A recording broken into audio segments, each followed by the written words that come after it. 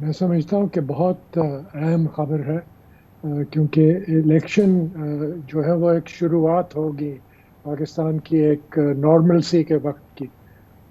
تاکہ ملک واپس اپنے صحیح راستے پہ آ جائے، اور پھر جو اکنامکس کی، جو معیشت میں جو تبدیلیاں لانی ہیں، جو ریفارمز لانے ہیں، ان پہ غور کیا جائے۔ اور آپ کے خیال میں اب پاکستان کو ظاہر ہے کہ آئی ایم ایف کے ایک نئے پروگرام کی ضرورت ہے، اور پاکستان کو ظاہر ہے کہ آئی ایم ایف کا ایک پروگرام آلریڈی چل رہا ہے، انٹرنیشنل فائنینشیل انسٹیٹیوشنز کی بڑی مدد کی ضرورت ہے، اور اوور آل پاکستان کو اپنے عالمی امیج کے لیے آگے بڑھنا ہے، تو یہ الیکشنز معاون ثابت ہوں گے، اور الیکشنز اگر ڈیفر ہوتے تو یہ پاکستان کے لیے مناسب نہ ہوتا۔ ظاہر ہے، اور ایک اور بات یہ بھی سمجھنی چاہیے کہ آئی ایم ایف کے ساتھ مذاکرات جو ہیں وہ شاید الیکشنز کا انتظار کر رہے ہوں، کیونکہ ابھی ایک اور قسط جو آئی ایم ایف کی ہے وہ پاکستان کو درکار ہے، تو تقریباً $1 بلین سے زائد رقم پاکستان کو اور بھی ملنی ہے، اور بہت ضروری ہے کہ الیکشنز ہوں اور اس حکومت کو یہ رقم بھی ملے، تاکہ ایک بیسس بن جائے ایک نئے پروگرام کا جو کہ نئی حکومت جب آئے گی تو وہ پھر طے کرے گی اور فیصلہ کرے گی کہ وہ کیسا پروگرام ہوگا آئی ایم ایف کے ساتھ۔ شجاع نواز صاحب، اس کے ساتھ ہی ہم نے دیکھا جو 3 دن پہلے جو صورتحال ہوئی، موسٹ انپریسیڈنٹڈ ڈیولپمنٹ تھی، جب ایران نے پاکستان پہ میسائل اٹیک کر دیے، ڈرون اٹیک کر دیے، ایک طرح کی ملٹری سٹرائک تھی پاکستان کے اندر، جس کی کوئی نظیر نہیں ملتی پاک ایران تعلقات کی پوری ہسٹری میں، اور پھر ظاہر پاکستان مجبور ہوا، اس نے ریٹیلیٹ کیا۔ یہ صورتحال جو کہ اس وقت جب میں آپ سے بات کر رہا ہوں ریزالو ہو گئی ہے، یہ کتنی ٹینس تھی، اور کیا یہ معاملہ آپ کے خیال میں اب حل ہو گیا ہے دائمی طور پہ؟ کامران، تاریخی اعتبار سے اگر آپ دیکھیں تو ایران اور پاکستان میں یہ کشمکش کافی چلتی رہی ہے، اور اس سے پہلے بھی 60 اور 70 کی دہائی میں ایک گریٹر بلوچستان موومنٹ بھی تھی، جس کا ہیڈ کوارٹرز تھا بغداد میں، اور شاہ آف ایران نے پاکستان کے ساتھ کافی کوآپریشن دکھائی، اور بلکہ 30 ہیلی کاپٹرز بھی دیے پاکستان کو بلوچستان میں استعمال کرنے کے لیے۔ اب میں سمجھتا ہوں کہ بہت ضروری ہے کہ جو پاکستان نے تحمل مزاجی سے اس مسئلے کو حل کیا، پہلے تو فوجی حملہ، جوابی حملہ فوراً دیا، اور پھر اس کے بعد تحمل مزاجی کے ساتھ ڈپلومیسی استعمال کی، تو اب بہت ضروری ہے کہ اس کی جو وجوہات ہیں ان کو ختم کیا جائے، اور وہ وجوہات جو ہے وہ بیسز جو ہے بلوچ موومنٹس کے جو پاکستان میں اور ایران دونوں میں ہیں ان کو ختم کیا جائے۔ یہ بہت ضروری ہے کہ پاکستان بالکل نہ اجازت دے ان فیملیز کو یا ان گروپس کو جو کہ ایران پہ حملہ کر رہے ہیں، چاہے کوئی بھی چاہے کہ وہ حملے جاری رہے۔ اور اسی طرح سے ایران بھی جو پرہیپس پاکستان کی بھی بڑی سیریس کمپلینٹس ہیں کہ ایران کے کچھ علاقے یوز ہوتے رہے ہیں ہماری اینیمی کنٹریز کے لیے، انٹیلیجنس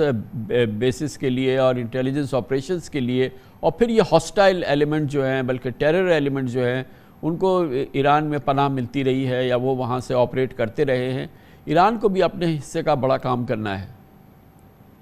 بالکل، یہ دونوں ممالک کے لیے بہت ضروری ہے کہ سیستان بلوچستان پروونس جو ہے، جو کہ افغانستان اور پاکستان کے ساتھ جس کا بارڈر ملتا ہے، اور جہاں پہ تقریباً 1.5 سے 2 ملین بلوچ رہتے ہیں، اور پاکستان کے بلوچستان جہاں پہ تقریباً 6.5 ملین بلوچ رہتے ہیں، بہت ضروری ہے کہ ان کے تعلقات جو ہیں وہ نارمل ہوں، بجائے یہ کہ کوئی کسی کے اوپر حملے ہو رہے ہوں اور آپ نے پناہ دی ہے۔ اور یہ بہت اہم ہے کہ ایک تیسرا ملک جس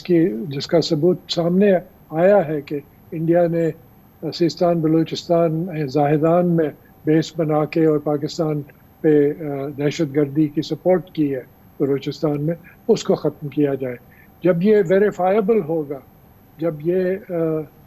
اس کو ویریفائی کر سکیں گے دونوں ممالک، پھر میں سمجھتا ہوں کہ نارملسی آ سکتی ہے، تب تک یہ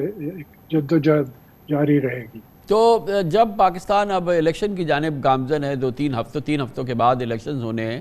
اور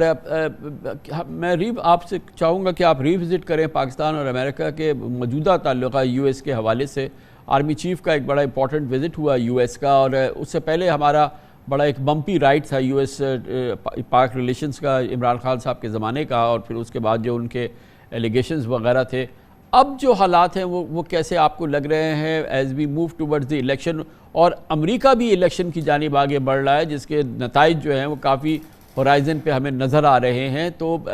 کیا فی الحال یہ پاک امریکہ تعلقات میں اگر کوئی بہتری آنی ہے یا کوئی بڑا اس میں چینج آنا ہے، تو کیا یہ الیکشنز کا محتاج رہے گا یہاں کے پہلے، اور پھر اس کے بعد جو یو ایس میں الیکشنز ہوں گے نومبر میں؟ الیکشنز بہت ضروری ہیں، لیکن اس سے زیادہ میں سمجھتا ہوں کہ سیاسی اسٹیبلٹی جو ہے وہ بہت ضروری ہے، اور اکنامک اسٹیبلٹی بہت ضروری ہے، کیونکہ امریکہ کا رجحان جو ہے وہ ہندوستان کی طرف اور چین کے خلاف کافی بڑھ چکا ہے، اور خاص طور پہ بائیڈن انتظامیہ میں کچھ ایسے انتظامیہ کے جو لیڈرز تھے ان کا ایک پیوٹ تھا پیسیفک کی طرف اور چین کے خلاف۔ میں سمجھتا ہوں کہ اب مڈل ایسٹ کے حالات کی وجہ سے، خلیج کے حالات کی وجہ سے اب پاکستان کی اہمیت پھر بڑھ سکتی ہے، اور یہ بہت ضروری ہے کہ ٹریڈ اور بزنس ریلیشن شپس جو ہے پاکستان اور امریکہ کے درمیان وہ بڑھائے جائیں، بجائے یہ کہ سیکیورٹی ریلیشن شپ صرف ایک مین سٹے ہو اس ریلیشن شپ کی۔ تو وہ محتاج نہیں ہے الیکشنز کی، امریکی الیکشن کا کیا انتظار کرنے کی ضرورت نہیں ہے، اور یہ اس کی محتاج نہیں ہے۔ اور یہ فرمائیے گا کہ اگر جس کے امکانات بالکل موجود ہیں کہ تبدیلی آتی ہے امریکہ میں، ریپبلکن ایڈمنسٹریشن آتی ہے، ٹرمپ دوبارہ صدر بن جاتے ہیں، تو پاک امریکہ تعلقات کے حوالے سے کیسے حالات رہیں گے؟ پھر وہی صورتحال ہوگی جو ایک دفعہ پہلے ہم نے دیکھی ہے 2016 میں، کہ صدر ٹرمپ نے اس وقت بھی ایک پوری لسٹ دی تھی کہ کیا چیزیں وہ کریں گے، وہ انہوں نے اس دفعہ وہ ایک اور فہرست تیار کی ہے اور تیاری بھی کی ہے، اور اینٹی مسلم بین کی بات ہو رہی ہے۔ تو اس لیے بہت ضروری ہوگا کہ پاکستان جیسے ممالک جو ہیں وہ امریکہ کے محتاج نہ رہے، ان کی دوستی اپنے خطے میں اور پھر اپنے دوسرے ٹریڈنگ پارٹنرز جو ہیں ان کے ساتھ قائم رہے۔ اسی سلسلے میں سمجھتا ہوں کہ جو ایران کے ساتھ سمجھوتا ہوا ہے وہ ٹریڈ کی وجہ سے بھی ہوگا، اس لیے کہ دونوں کی تقریباً $2 بلین کی سالانہ ٹریڈ سے زائد ہے، اور انفارمل ٹریڈ اس سے ڈبل ہے۔ تو پاکستان کو ایسے راستے اختیار کرنے پڑیں گے تاکہ وہ امریکہ کا محتاج نہ رہے۔ تھینک یو سو مچ، بہت بہت شکریہ۔ محترم شجاع نواز ہمارے ساتھ موجود تھے۔